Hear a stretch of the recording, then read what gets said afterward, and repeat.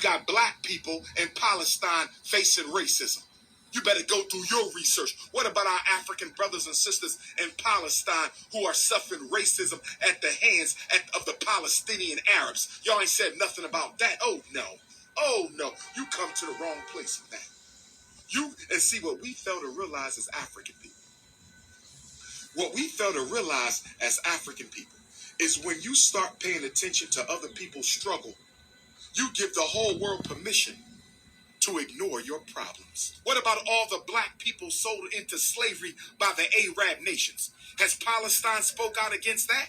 Has Palestine spoke out against all the Africans in Africa, East Africa, being sold into slavery by the Arabs? I ain't heard no Palestinian say nothing about the Arab slave trade against African people. Get out of my face with that. You come to the wrong place. You come to the wrong place. So there is a neighborhood in Gaza, on the Gaza Strip, where 11,000 Afro-Palestinians live. It is called Al-Abid. Al-Abid, that means slaves. That's what they call black people in Palestine. So why are you supporting and defending a group of people who are calling you slaves? They have no respect whatsoever. They are taught like that to be against you. Even in America, their children, Arab children, you don't see them playing with black children. Why? They have been told not to by their parents. You don't see them dating you. You don't see them associating with you. They're not even your friends. But yet, you keep giving them your money. You know what that means? Slave. What's good, everyone? I want to welcome y'all to another episode of Triggered News Topics. And I'm your host, Thy Lord, Amen Ra. And today's commentary is titled, Why Are Black People Fighting for the Palestinians? Let's get into it. It's been about 4 months now, and this war between Israel and Palestine is still going on. And to the credit of my people, not all of us, like usual, has jumped out there with the S on our chest. But there's still a few of us out there on the front of the picket lines and the front of the cameras, catching all the smoke, catching all the billy clubs, and catching the heat. And I'm still bewildered on why. But maybe a few of y'all don't understand the situation. Them Palestinians over there, who are Arabs, they have a disdain for black people, okay? Now, of course, we're not going to say all because that is mathematically impossible for all to be on one side. But the majority of them, which is enough of them, is causing a lot of mayhem towards black people. Like, I'm not even sure you're aware about it, but the Arab culture looks at black people as slaves. It don't matter whether it's black American, black Caribbeans, black Africans, they look at it the same. Because to this day right now, the white Palestinians treat the black Palestinians like dirt. Okay? First and foremost, they restrict the black Palestinians to a certain area called Al-Abid. Al-Abid means slave in their language, okay? And they prevent them from having a prosperous way of life, just like how they're accusing the Israelis of doing them. Now, I don't even know if you're aware, but to this day right now in Libya, there is an open slave market where African men and African women are being sold for labor, for sex trade, and all that. And for a fact of the matter, a lot of them are being mutilated, a lot of them being killed, just off of the simple fact that You know, they want to live the life that they want to live. Not everyone wants to go as far as the route of Islam.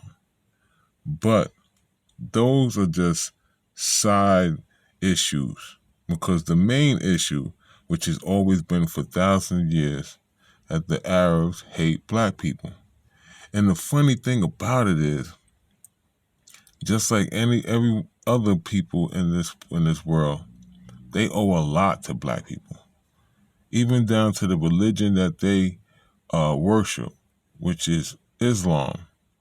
Do you know their prophet Muhammad was brought into Islam by a black imam named Bilal? Can you believe it?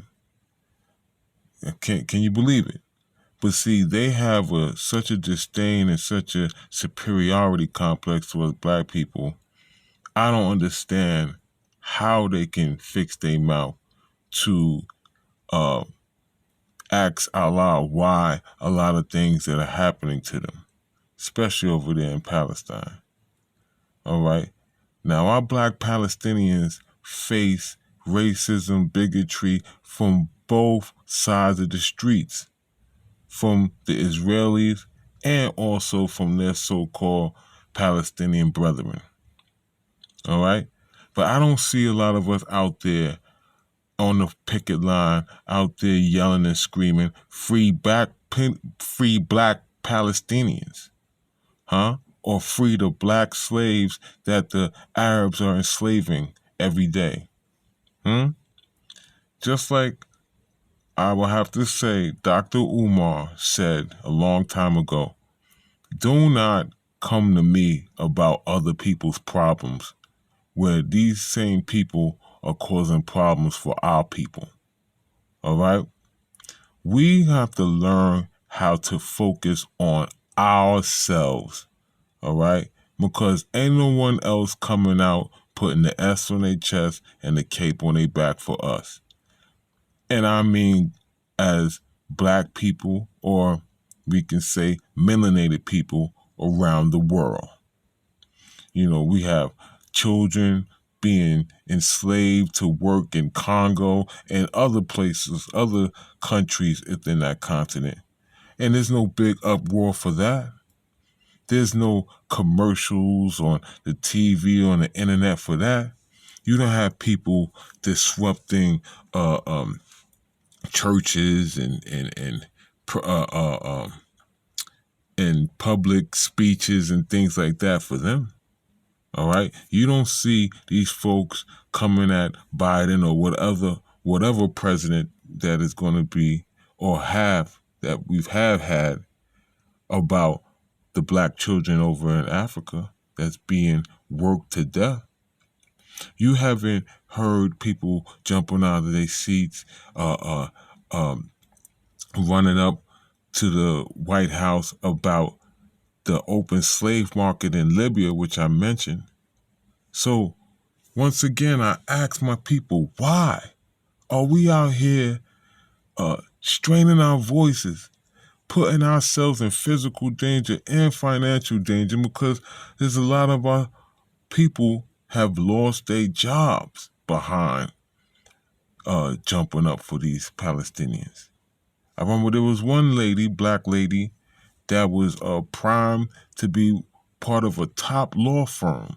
I think she graduated from one of them Ivy League schools. I'm not too sure right now, but I know it was an Ivy League school. And top grades and everything. And because she spoke about the Palestinians, she lost her future. Now, once again, like I said, okay, if you want to speak up for people that's being oppressed and people that's being killed, fine. But listen, let's not forget about the original people that's being oppressed, that's being killed, that's being enslaved, that's being slaughtered, that genocide is happening towards, which is our melanated people around the world. You have them folks in Saudi Arabia, over there in Jordan, over there in the UAE, where African migrants are going over there just to work to do better for their life, just like how they come over here in America. And their passports are being taken, and they're being forced to do menial labor, and they're being beaten and ostracized like they're not even human beings by them Arab folks. And like I said before, if you want to do your research, you have black Palestinians. But see, they don't promote that. They don't put that on TV, just like what happens to black people all around the world. That black Latinos, they get pushed to the side and they're not talked about. You have black Asians that get pushed to the side and they're not talked about. They're not put on TV. Every other group, every other culture, all they want to do is promote and push fair skin, white skin, push white supremacy. And if you're pushing white supremacy, what you're also doing is pushing black degradation, black impoverishment, black enslavement, black death. Okay? So I want to wake my people up. With all this energy you using to scream for Palestine, scream for the black people that are being oppressed daily, killed daily. And the reason why I came to this point of making this video is I was watching the news, and President Biden went down to the Baptist church. I think it's excuse me, folks. I had the name on the tip of my tongue. Baptist Church of Solomon. But it was the church where Dylan Roof punk ass killed a lot of our brethren. Okay? Now, instead of commemorating the black folks that died, all right, instead of speaking up for the black people that are suffering now in this country, which might add had fought, bled, sweat, and tears for this country, created contributions that make this country great what it is now. All right? And instead of even speaking about our plight, you have folks like they always do take advantage and try to jump in front of the line and use black people to boost their talking points, to boost their issues. See, everybody always want to use us black folks to push their agendas. You know, I don't know why. Maybe because, you know, we're a moral people. You know, we're the only people that really has a moral fight in this world. And I guess especially us black Americans, we're the only ones that have really constantly kept up the fight against white supremacy.